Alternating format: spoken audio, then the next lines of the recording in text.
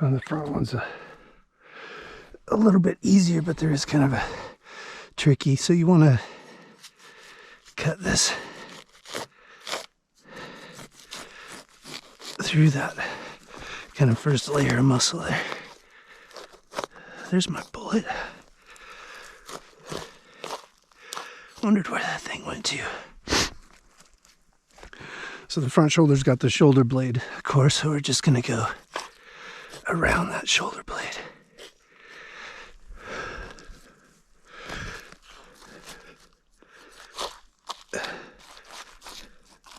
And that bullet's in that front shoulder blade, so I want to be careful when I'm cleaning that to dig that bullet out of there.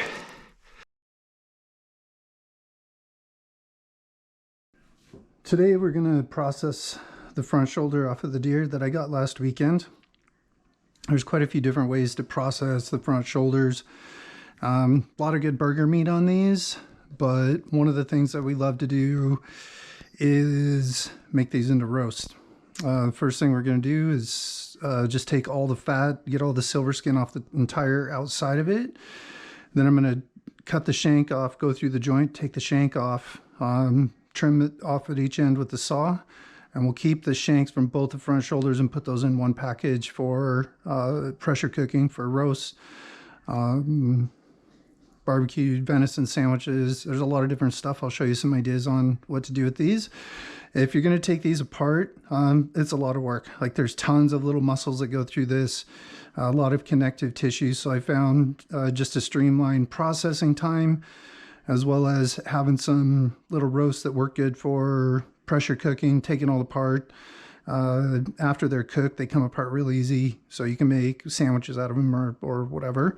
But this, again, I'm just going to clean all the silver skin and fat off the outside. There'll be a little bit of burger that I take off of this, and then just cut this into portion sizes for roasts for dinner with the saw. So it shouldn't take too long to do this one. I think the second one, when I process the second one, I may take it apart and keep the meat for burger. So we've got some burger off of this one too, but we'll just get started. So again, with any game meat, you want to make sure you get all the fat off. You can't leave any of that fat on there. It's going to taint the taste of the meat, and it's going to give you a really nasty texture trying to eat it.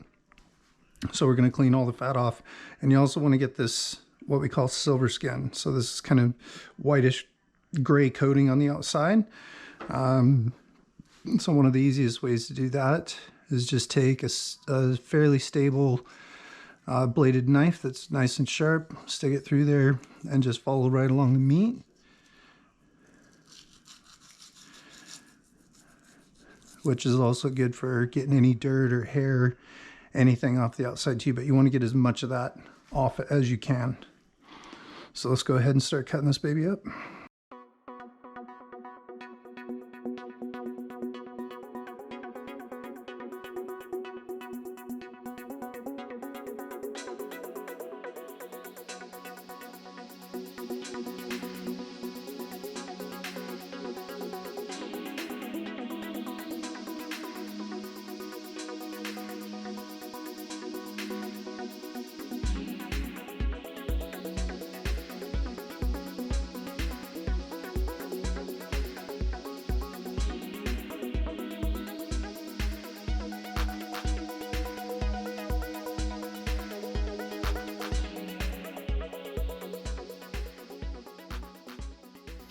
So here's something sometimes commonly you need to worry about with mostly front shoulders, not very often with hind shoulders, or hindquarters.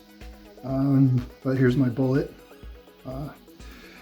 It was interesting with this bullet, it hit right behind the front shoulder on the entry side, and then as it went through, it turned and came up and it was lodged in the upper part of the front shoulder on the opposite side. But you can see here we've got some bloodshot meat. It looks like the bullet came apart in quite a few pieces, so I'm going to make sure that I cut all that bloodshot meat away and that there's no pieces of brass or lead left in any of that. But and that bullet really came apart there. So this is the inside of the front shoulder, and I got this cleaned up and taken apart a little bit. I mentioned earlier there was some pieces I was going to take off for burger. So just now that you can get kind of a sense of what that looks like, these two pieces kind of wrapped around here, so I'm just peeling those off. These will all stay. I'll just clean the silver skin off these. All of this will stay. The shoulder blade is right here. So I'm going to clean all of this off the shoulder blade really nicely, get this fat out of here. Again, clean up this bloodshot meat. So on the outside of the front shoulder, there's a little bit of meat that we're going to take off of this one for burger 2. It's just kind of a thin layer. It wraps around here all the way to the front. We're just going to peel all this off as we're cleaning up the fat there. But you can see if you just give it a little pull, you can just take the tip of your knife and you can just cut that membrane that holds all the muscle groups together. Comes off nicely.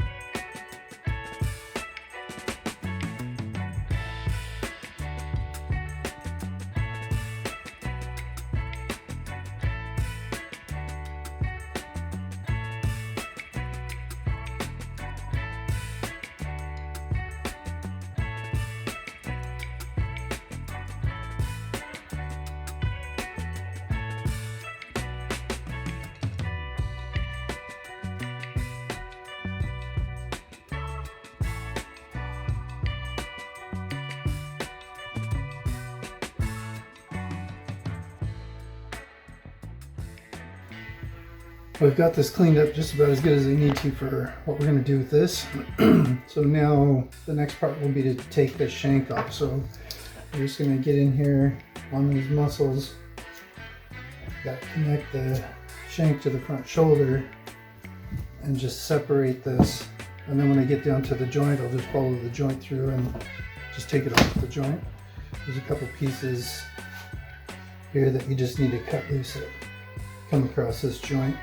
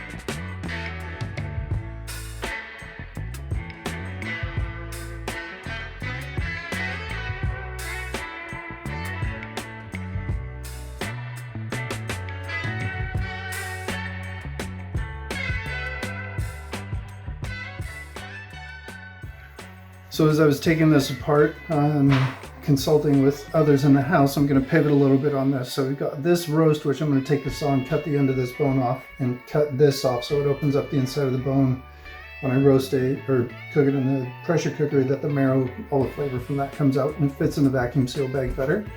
This is the shoulder blade, and I'm just going to cut the end of this off and keep this for one bigger roast, and I'll trim this meat off around here for burger.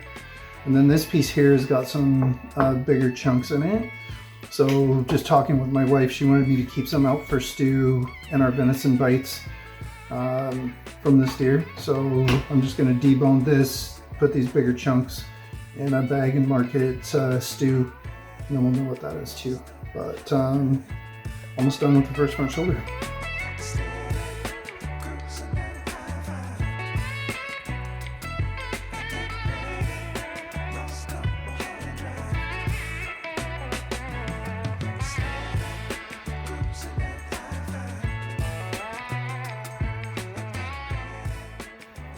I just cut these down and vacuum seal them. My preferred method for storing meat.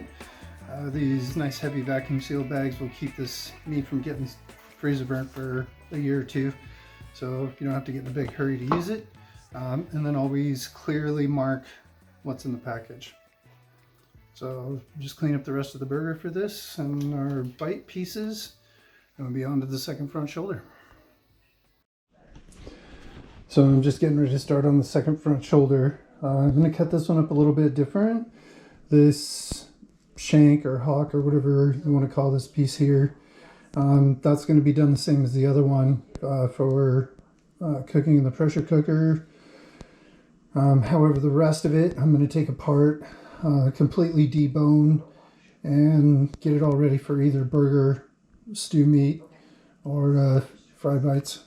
Maybe some jerky in there somewhere too, but just going to completely debone all this, but just taking all the fat, the silver skin, everything, just like we did the other one, but just packaged it up a little bit differently. So no shoulder roast on this one. We'll all go for burger or stew meat.